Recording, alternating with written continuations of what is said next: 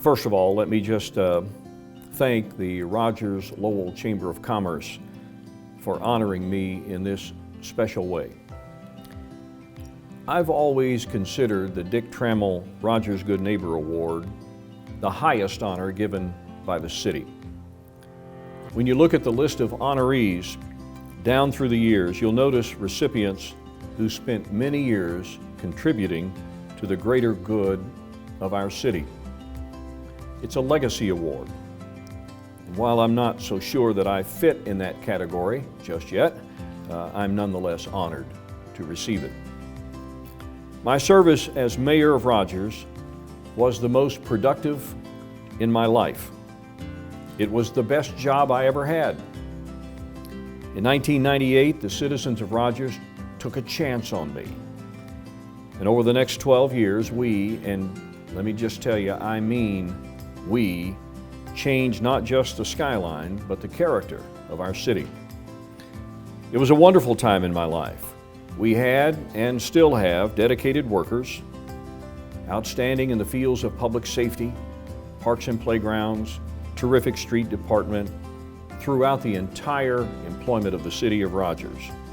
Employees are committed every day to serving their fellow citizens. And there would be many defining moments during those 12 years. I want to speak to 3 of them. Clearly, from an economic development perspective, one of the defining moments was a meeting that happened on June 21st, 2003, on the 6th floor of what we now know as the J.B. Hunt building, where I have my congressional office on the 1st floor.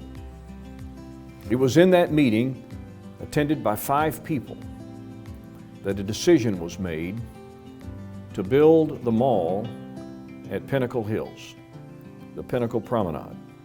What a lot of people don't know is that that mall was originally planned for the other side of the interstate at a location where you now know as Bonefish and Stevens and some of the other associated businesses located there. And it was only going to be about 300,000 feet.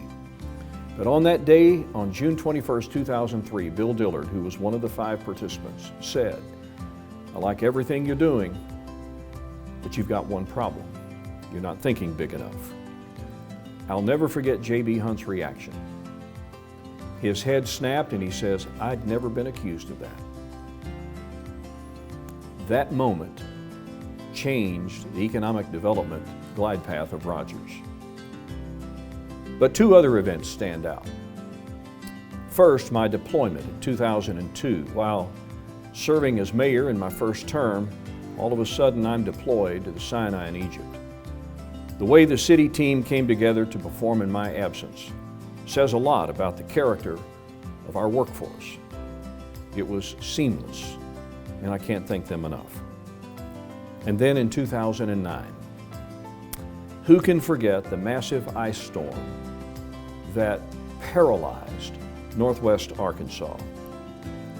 The day of service that my team organized on that given Saturday that brought out more than 1,000 people to go throughout our city and remove all of that damaged debris, bring it to the right-of-way so that during the first pass of the FEMA authorized grappling trucks, that the city was cleaned really inside of a week. It was a remarkable accomplishment that I will always remember, and it speaks again to the character of the people who live here. What a joy and privilege it was to serve such a generous community. The Dick Trammel Rogers Good Neighbor is an individual honor, but it would not be possible without the collective contributions of everyone who calls Rogers home.